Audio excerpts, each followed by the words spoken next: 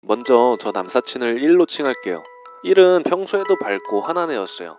반에서도 분위기 메이커 역할을 해서 인기가 많았죠. 그런 1이 저번 주 토요일 날 방과 후에 다리가 아프다고 하더라고요. 성장통이겠거니 생각하고 대수롭지 않게 넘겼는데 어제 저녁 선생님께서 반 채팅방에 1이 세상을 떠났다고 하더라고요. 처음에는 무슨 저런 장난을 쳐? 라고 생각했는데 다음날 학교에 가보니 선생님이 어두운 표정으로 장례식장의 위치를 알려주시면서 평소 1과 친했다면 장례식장에라도 들려보라고 하시더라고요. 1은 급성 백혈증으로 중환자실에 하루간 입원해 있다가 숨을 거뒀대요. 1이 다리가 아프다고 했던 이유도 그것 때문이었구나. 다리가 아프다고 했을 때 더 신경 써볼걸. 다리가 아프다고 할 때 병원에 가보라고 할걸. 이 모든 게 제 탓 같고 오늘 장례식장을 다녀왔는데 너무 힘들어요. 내일 아침 학교에 가면 있을 것 같고 학원에 가면 공부를 하고 있을 것 같아요. 아까 전에 지푸라기라도 잡는 심정으로 1에게 카톡을 보내봤어요. 역시나 답이 없더라고요. 그런데 약 10분 후 장문의 문자가 와 있었어요. 1의 어머니가 대신 제 카톡을 읽고 답장을 해주셨더라고요. 1이랑 친하게 지내줘서 너무 고맙다는 등의 문자가 와 있었어요. 아직도 믿기지가 않네요. 너무 슬퍼요. 저희 부모님은 매일 7시마다 기도를 하라고 하고 20분 동안 기도를 하면 5,000원을 줍니다. 제가 요즘 바빠서 기도를 못하고 있는데 오늘 갑자기 아빠가 너 왜 기도 안 해? 라고 하셨습니다. 바빠서 안 해요. 기도하기 싫어서요. 라고 하고 그렇게 계속 종교 싫어하는 저한테 기도 못이라는 얘기하는 거 싫다고 했습니다. 그랬더니 아빠는 저에게 아빠 말에 싫다는 말 하는 거 아니라고 하셨더라고요. 엄마는 아빠가 이렇게 말하는 게 나쁘다는 걸 아신다고 하셨는데 하지만 제가 너무 예의 없이 말한다며 제가 아빠와의 갈등을 위해 아빠와 말도 해보고 노력할 필요가 있다고 말했습니다. 그래서 저는 그런 노력을 이미 해봤기에 저는 노력하는데 아빠는 하나도 노력을 하지 않는다고 했죠. 사실상 제가 이런 말을 해봤자 아빠가 하는 말은 아빠의 의견에 반박하는 거 아니다. 너가 성인이 되어 독립을 하기 전에 아빠가 하는 옳은 말을 따르는 게 맞다. 등등 꼰대 같은 말만 하시고 옳은 말은 딱히 안 하십니다. 그리고 엄마 아빠가 가끔씩 할머니를 집에 불러서 종교 얘기를 하시는데 이제는 저뿐이 아닌 외가 쪽 모든 사람들에게 포교를 하려고 합니다. 제가 할 수 있는 일은 이렇게 글을 써서 알리는 것밖에 없습니다. 도대체 어떻게 해야 할까요? 저희 부모님 두 분께서는 종교를 믿으십니다. 저는 올해 19살인데 어릴 때부터 누나와 함께 종교에 따라갔었죠. 저는 중학교 1학년 때부터 부모님이 믿는 종교에 대한 의문을 가지게 되었어요. 제가 종교에 의문을 품고 있다는 걸 알게 된 부모님은 항상 제가 철이 덜 들어서 종교를 믿지 않는 거라고 말씀하셨습니다.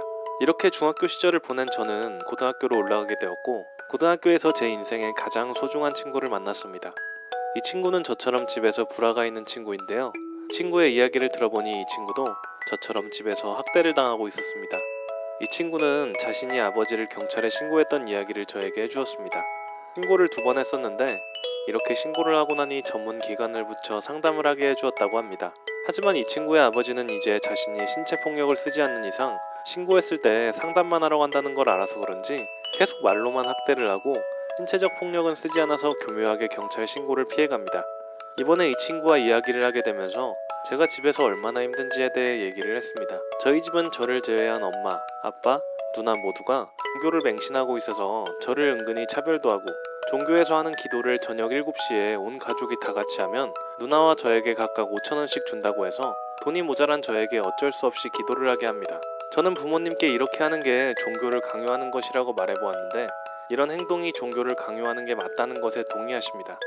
하지만 결과적으로 이런 강요가 쭉 이어지고 지금도 계속 강요받고 있습니다. 제가 이렇게 강요를 받고 있다고 말해보니 제 친구가 말하길 지금 제 부모님이 하는 행동은 헌법 20조에 위반하는 행동이고 아동학대이기 때문에 경찰에 신고할 수 있다고 합니다. 이제 저희 집엔 제 편이 아무도 없는 것 같습니다.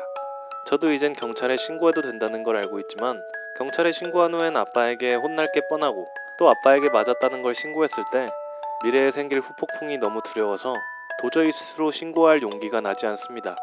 저는 어떻게 해야 할까요? 일단 저는 20대 초반이고 남자친구는 20대 중반입니다. 결론부터 말씀드리자면 남자친구가 DC 인사이드라는 온라인 커뮤니티를 즐겨봐요.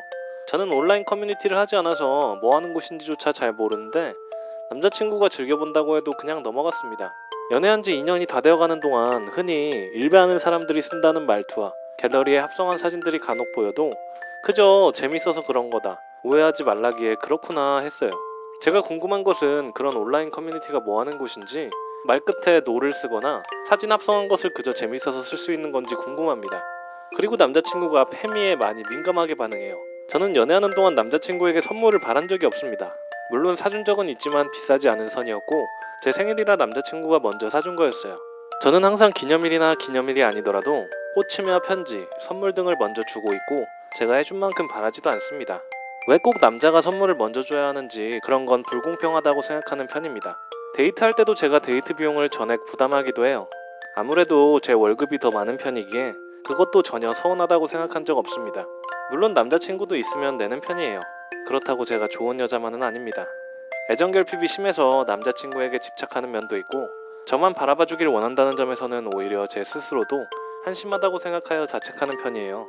데이트 도중 대화를 하다가 주제가 페미 관련해서 이야기만 나오면 엄청나게 열심히 자기 의견을 말해요. 페미니스트를 겨냥하여 화를 내고 과격한 말을 많이 합니다. 그런 말들도 전부 혹시 DC 인사이드를 하면서 보고 배운 게 아닐까 싶은 걱정되는 마음도 있어요. 제가 궁금하여 직접 들어가서 봤을 때 여자를 혐오하는 듯한 말들이 많이 있어서 그런 생각을 하게 되었습니다. 그리고 장난삼아 결혼 이야기가 나오면 저는 아이를 낳고 싶지 않다고 이야기합니다. 이거는 요즘 여자들 대부분이 이렇게 이야기하지 않나요? 그런데 남자친구는 정색하면서 그럼 우린 결혼 못하겠네 이렇게 말해요. 그리고 제가 결혼해도 전업주부는 싫고 일 다니고 싶다, 반찬은 사 먹고 싶다라고 말하면 자기는 반찬은 무조건 해먹는 게 좋다고 합니다. 그러면서 너도 다른 여자들처럼 애 없는 전업주부 하면서 밥도 안 하고 그럴 거냐, 장난식으로 페미네, 김치녀네 그런 말들을 합니다. 기분 나쁜 제가 이상한 걸까요?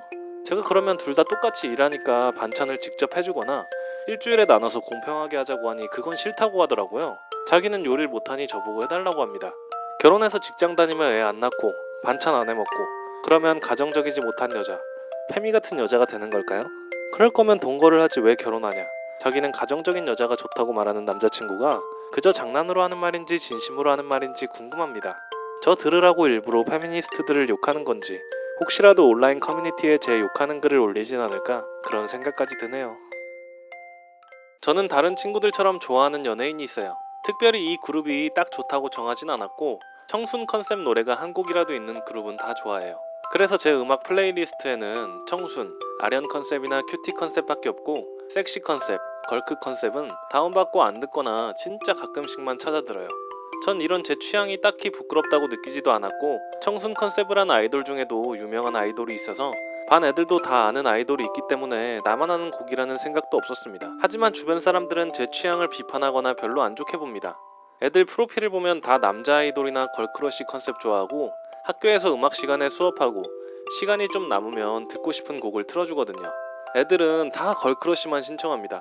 진짜 청순이 한 명도 안 나왔어요.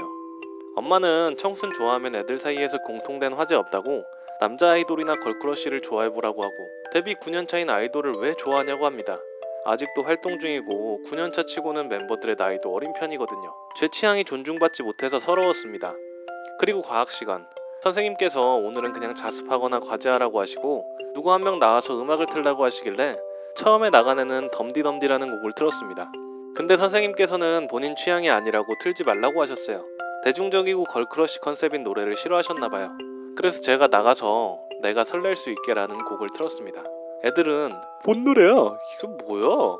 옛날 취향이네? 누구 노래지? 이렇게 뒤에서 수군대고 깔깔대며 웃는 애들도 있고 저는 눈물이 나올 뻔했지만 그냥 참았습니다. 그 그룹 언니들의 목소리는 황홀하고 힐링되었기에 그냥 힐링되는 목소리를 들으면서 참았습니다. 그 뒤로 한 사람당 한 곡이 아니었기에 이번엔 안 수군대겠지? 하는 생각으로 미스터 추라는 노래를 틀었어요. 이 노래는 다 알 거라고 생각했거든요. 내가 설렐 수 있게 보단 반응이 괜찮았는데 이거 누가 듣냐 옛날 취향 이라는 말은 여전히 들리더라고요. 저 진짜 이런 말 들으면 청순 취향인 게 죄 같아요. 저 어떻게 해야 할까요?